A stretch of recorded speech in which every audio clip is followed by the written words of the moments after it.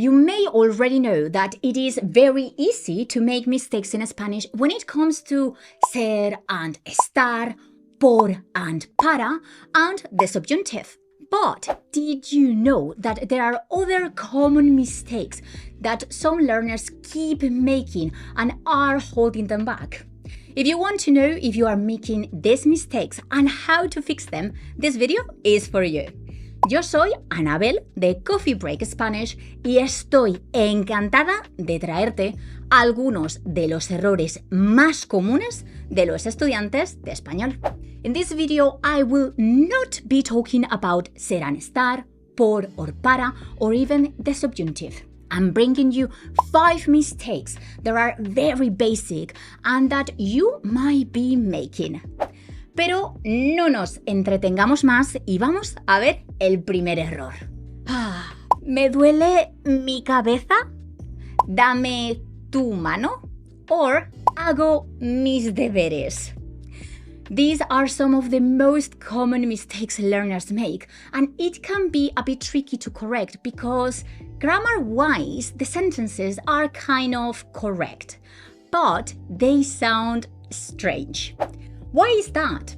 Because in Spanish, we don't use possessive adjectives, mi, tú, su, nuestro, vuestro, and su, with body parts. This means we must say, me duele la cabeza, or dame la mano. Why is that the case? Because we understand that body parts are part of ourselves. So it sounds redundant, repetitive to use the possessive adjective in Spanish. If I am saying that something hurts to me, it must be my head or my hand or my leg. That's why we don't need the possessive adjective.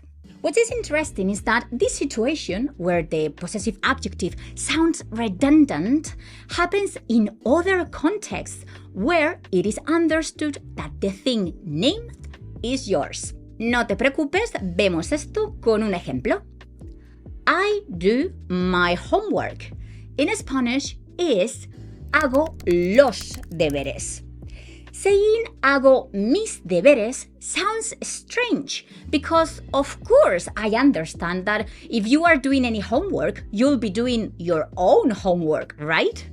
That's why it sounds repetitive. The possessive adjective is not adding new information, so it is not required. Another situation could be coge las llaves, for take your keys. I understand that if you're going to take anything, it'll be any of your things, so I don't use the possessive adjective. Now, what is interesting is that if I want you to take my keys, then I'll be using the possessive adjective. Coge mis llaves. Take my keys. This is the case because now you are taking one of my things. The possessive adjective is adding information. It is useful.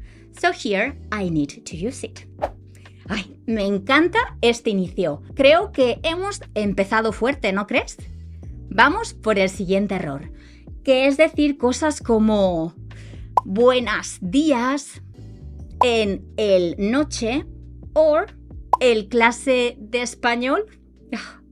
We all know that gender and agreement are tricky in Spanish, but it is also understood that day-to-day words should be mastered in intermediate or advanced levels. Probably you have learned that in Spanish, nouns ending in O are masculine and nouns ending in A are feminine. The thing is that soon enough you realize that there are exceptions. But not only that, you also realize that there are nouns ending in a consonant like televisión, or ending in other vowels like noche, which ends in an E. What happens then? Although there are certain tricks to know the gender of some words, sometimes the only way to know is by exposure. And that's why certain words that you learned early in your language learning are supposed to be mastered later on. This means you must know it is el día for day, la mano for hand, la noche for night, or la televisión for the television or TV. Of course, basic vocabulary depends on each individual. So basically, we could say that the more you use a word in your daily conversations, the more confident you should be using it. Estupendo, pues cambiamos de tema y ahora toca hablar de algo muy común, especialmente en angloparlantes. I'm talking about mistakes like trabajo a la universidad or estoy a la entrada. This type of mistake is very common, especially in English native speakers, and it is to use the preposition a in Spanish as if it were at in English when we use it for location. Con un ejemplo lo vemos mejor. In English, we can say, I work at the university, using at. Then some learners think, oh, we can use a in Spanish as well. Trabajo a la universidad. However, that is not the case. In this type of cases, where in English we use at, in, or on as a location that is not moving, so location that is not moving, we simply use en in Spanish. So, I work at the university is trabajo en la universidad. The main thing happening here is that en is for a location where the thing or person is not moving in any direction, while a means that the thing or person is moving towards. Estoy en la estación. This means I am at the station or I am in the station. I know they are different in English, but we don't have that distinction in Spanish, so we always use en. Now, if we wanted to use a, then we need something or someone to move forward. Por ejemplo, voy a la estación. I'm going to the station. I'm going towards the station. Estupendo. Pues pasamos al siguiente error. ¿Te recuerdas? ¿Sabes qué está ocurriendo aquí? Do you know why this is a mistake? As you may know, we have two ways of saying to remember in Spanish.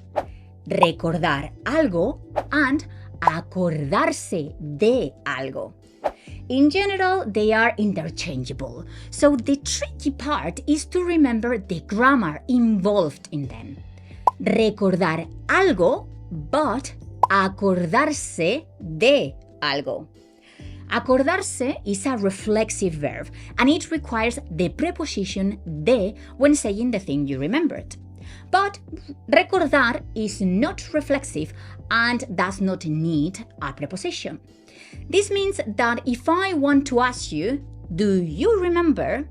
My two ways of asking this is ¿recuerdas? Or ¿te acuerdas? The funny thing is that if using the verb recordar with a reflexive pronoun as te recuerdas, then you are saying or you are asking if you remember yourself.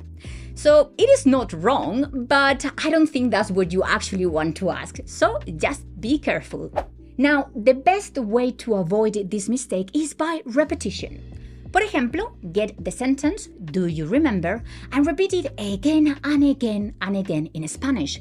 ¿Recuerdas? ¿Recuerdas? ¿Recuerdas? Or, ¿te acuerdas? ¿Te acuerdas? ¿Te acuerdas? This way, you'll be familiarized with them, and next time you need to say it, or to say, do you remember, then it will come up naturally and you will say it correctly.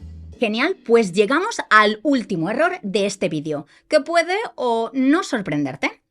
The next mistake is saying, mi primo es 12 años, or even things like, ¿eres frío? What is happening here is that we are literally translating from English. Mi primo es 12 años is the literal and wrong translation of my cousin es 12 years old. And maybe you remember that in Spanish we use tener when talking about age back in the time when you were doing A1 level classes. But in my experience, what learners tend to forget is that there are other situations where we use tener in Spanish for to be in English. For example, I am cold is tengo frío.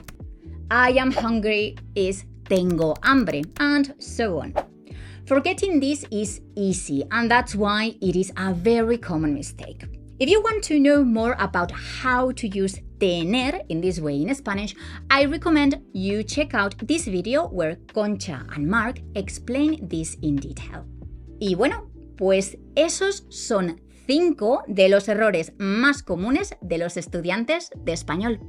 If you are making any of these mistakes, don't worry and simply try to pay closer attention next time. Step by step, you'll be improving your Spanish. Now, if you have found this video useful, don't forget to like the video, and if you are interested in topics like this, subscribe to the Coffee Break Spanish channel so you don't miss any new lesson. Muchas gracias como siempre y espero verte en el siguiente vídeo. Adiós.